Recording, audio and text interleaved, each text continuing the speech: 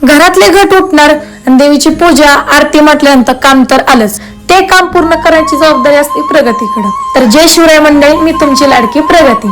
सणासुदीमुळे काही काम असतं, आपल्याला व्हिडिओ टाकता नाही तर पण आता रोज व्हिडिओ टाक. आईने देवाचं दर्शन घेतलं, पूजा केली, अर्थात घरातलं सगळं विघ्न टाळणारच म्हणून मी आईने सांगितलेल्या पहिल्या कामाकडे वळले. पण कसं आहे ना मंडळी, आमच्या गावच्या बाजारचा माल सस्ता आणि गावाकडचा रस्ता कधीच चांगला भेटणार नाही.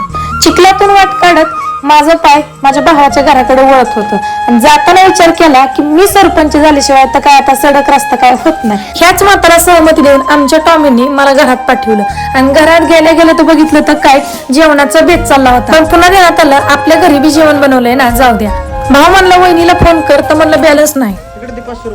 असा काहीतरी प्रस्ताव माझ्यासमोर भयानी मांडला. जाऊ द्या म्हणलं, आमचं तेवढं रान कसं आहे तेवढं कमेंट करून सांगा.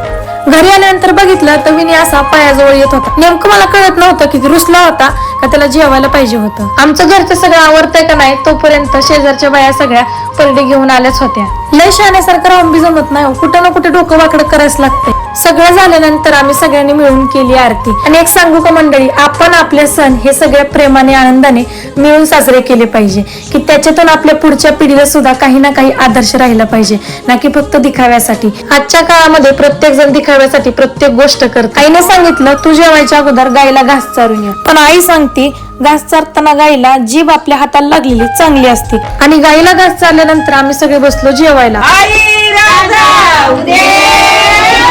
आता हे बघा मंडळी, ब्लॉग जर तुम्हाला आवडलाच असेल ना तर फॉलो करायला काय हाय गाई करू नका.